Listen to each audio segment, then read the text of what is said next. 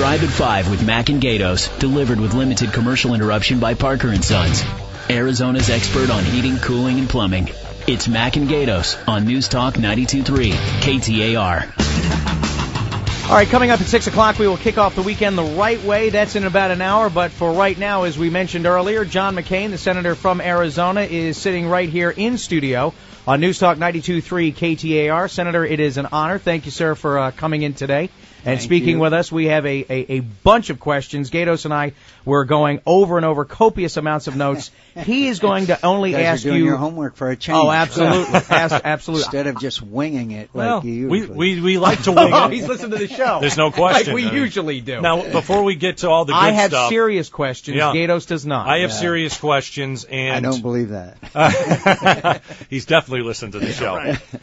Before we get to all the news and everything out there, I'm glad we had a little chat outside just before we came on. And Senator McCain, you did me a big favor, and you called your lovely daughter, Megan. Yep, Megan. And she's going to join us in about 15 minutes. Oh, geez. Yep. And I'm prepared to give you my resume, some shots. You know, I've got some shots of myself. And I'll get to meet her for the first time, at least on the radio. But I'm going to give you like a pamphlet to give back to her, because I'm somewhat infatuated and maybe even in love with her. Well, I thank you, Larry. I'm very proud of her. You know, she's a graduate of Xavier High School here in Phoenix, and then she went to Columbia, where for a while she became a communist, but she came back. No, she's doing fine. I'm very proud of her. I love her, and she was very helpful during the campaign. She campaigned a lot with us, and as you know, she does a lot of blogging and Twittering, and so we have lively discussions. Yeah. Yeah. Speaking of communism, how is Obama doing so far? As far as no, I mean, let's go back a little bit. I mean, you ran a hard campaign, a well fought campaign. And unfortunately, fortunately, depending upon the political aisle you're on, Barack Obama is president. First 100 days was eclipsed by the swine flu, but if you were to give him a report card in his first 100 days, how do you think President Obama's been doing? Well, by the way, I flew home today on an airliner, and I'm alive. And you're fine. Unlike Joe Biden, who won't go near an airport. Anyway, and I couldn't get a subway, so anyway. Not in Phoenix. No. Anyway, I think he's been very effective. He's, I found in the campaign, he's a very effective speaker. He's an effective leader. And there's been issues that we've worked together on. I was at the White House yesterday where we talked about reform of our purchasing of weapon systems, which have had these terrible cost overruns in Iraq and Afghanistan. So I think as the loyal opposition, and I mean loyal and opposition, we work with him in ways that we can. And look, my big problem is that we have committed generational theft. We have amassed these multi-trillion-dollar deficits that have mortgaged our children's futures. We're now in the automotive business, the federal government. Right. We're now in taking over banks. We're taking over all. I think it's $20-some billion we've given to the automotive industry when they could have gone into restructured bankruptcy and come out. Would have been your plan? Absolutely. Is that what would have had? Absolutely. Because again, Bush started sort of this bailout, but I guess you would have put an end to it if you had been president. I think that President Bush made a very serious mistake when he said that he didn't want them to go into bankruptcy. I think they could have gone into pre-negotiated bankruptcy and come out stronger. And now it's the unions and the federal government that own the automotive manufacturing in America. That's not in America. You have seen the greatest shift from the free enterprise system, from private enterprise to the federal government in the history of this country. And I'm sure that I believe the economy is going to recover, but when it does, I'm afraid we've laid a debt on future generations that's almost insurmountable, unsustainable. Senator McCain, everybody on Twitter that follows us, that they want to know about the swine flu. What does John McCain think about the swine flu? It's something that we said was that the media, and we were embarrassed by the media and how overblown we thought the coverage was, especially starting last Friday into the weekend on Saturday and Sunday. and even going into Monday. Especially when former Governor Janet Napolitano said there's nothing to worry about. President Obama said not to worry about. Yeah, John, and then Joe Biden said, I'm not getting on a plane, all that kind of thing. You just got on a plane. We shook hands.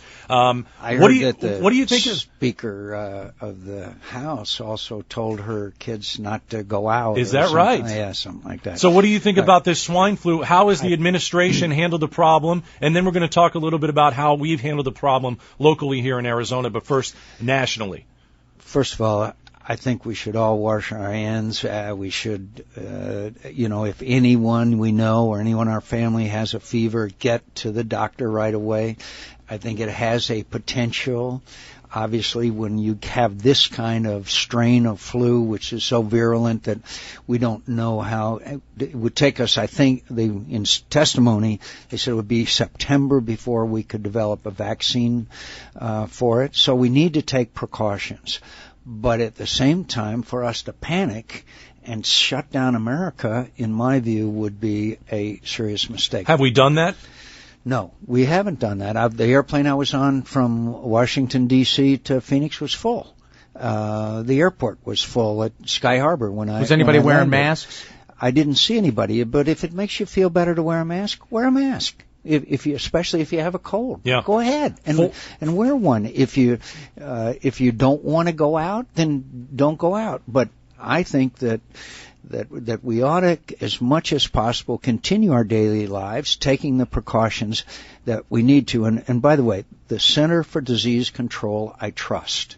In America, when you see a spokesperson for the Center for Disease Control, they are career scientists, and I would rely on I recommend Americans, rather than listening to politicians who are not totally informed, nor is it our area of expertise, I would trust the Center for Disease Control spokespersons and individuals that you will see on television. 4 kids in Arizona have been diagnosed with the swine flu. So far, that's been confirmed, and schools have been shut down. And what do you think of the schools being shut down? Is that too much? Do we go too far, or is that the right move to make? I think it's a judgment that needs to be made by the people who are qualified to do so. And I mean that in all sincerity. I can't say which schools should go down.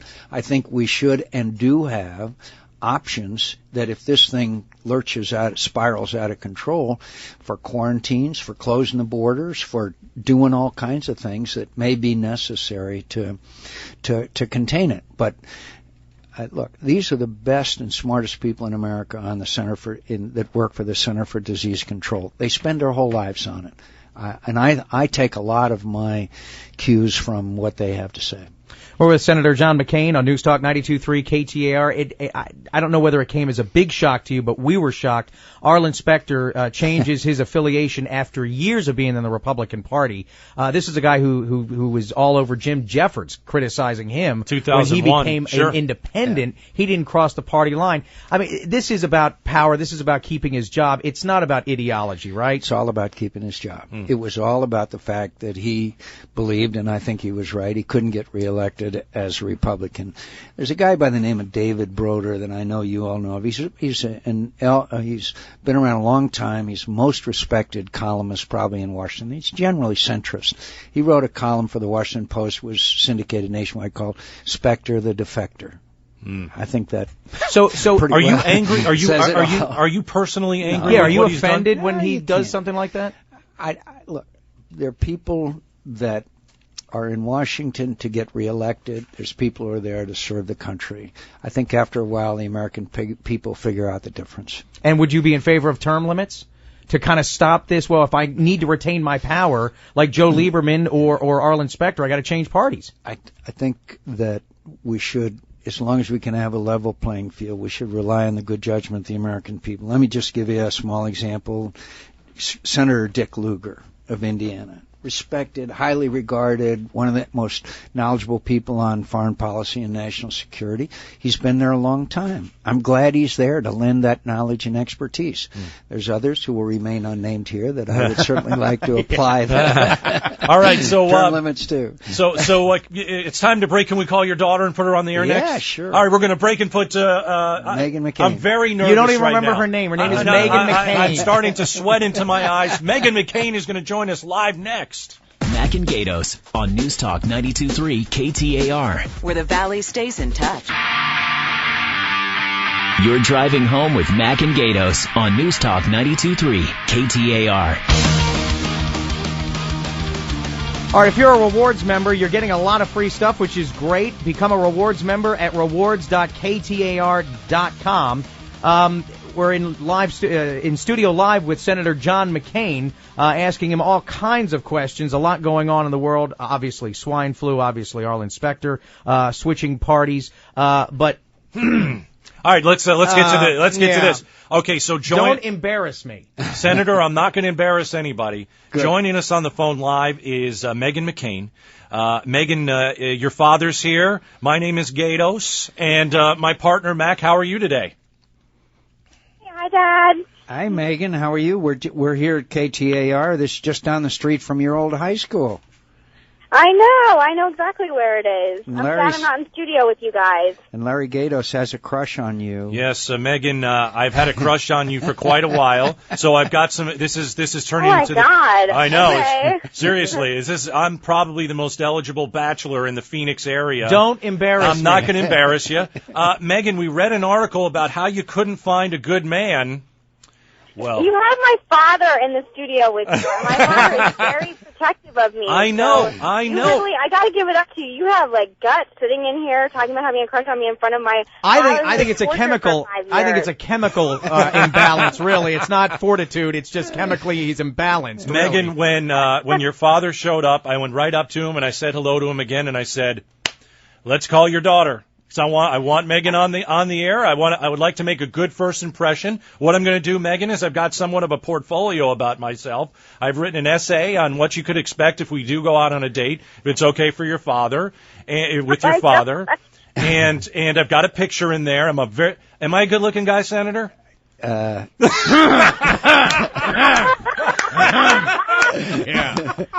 That's all you need to know, Megan. You're killing me. That's all you need to know. Awkward. This is the most awkward thing ever. I'm like, with my friends, and my dad calls and he goes, "Can you talk to KTR with me?" I was like, "Yeah, sure," but I thought it was going to be about the news and the world, the state of the Republican Party, Megan. but no. This is just an exaggerated ploy to ask me out with my father sitting in there with studio Megan. with you. I have to hand it to you. I mean, this is the first time this has ever happened to me before It's in my impressive. whole life. It's impressive, isn't it? Megan, could one thing that Mac and I were talking about, not Larry and I, but Mac and I were talking about is how really do you account for the popularity of your blog? It's one of the most popular blogs there is, and I'm sure you've been asked, but why do you think it got so popular? I think one of the reasons is because you talk about a lot of things.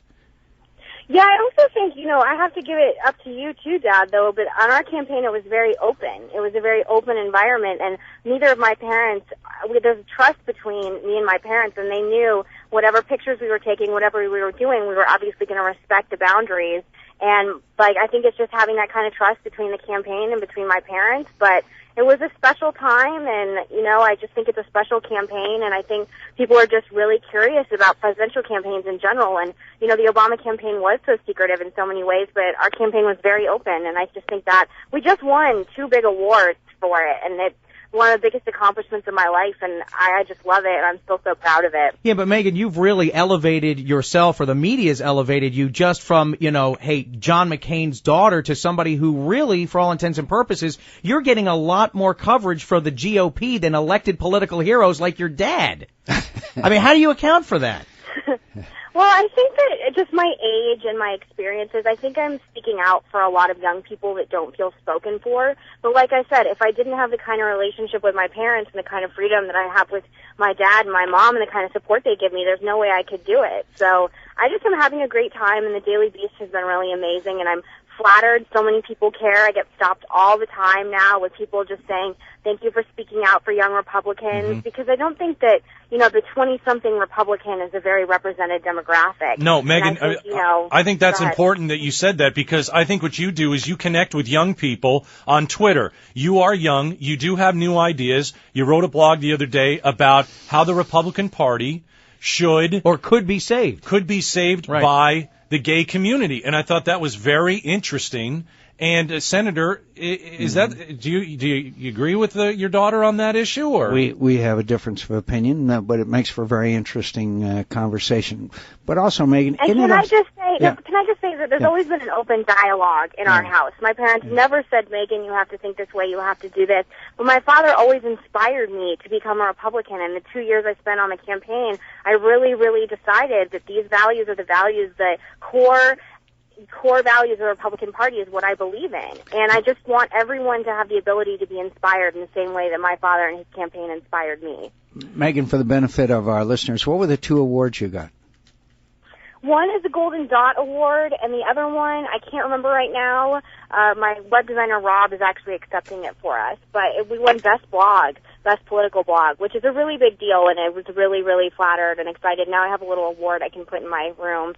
Oh, I'm sure you've got more than one little award in your room. I mean, you graduated from Columbia. You've done a fantastic job at really motivating people and getting people aware of the Republican Party. And no offense to your dad, but usually the grand old party. What are some other ideas that you have that maybe your dad doesn't like that could really energize the young Republican base?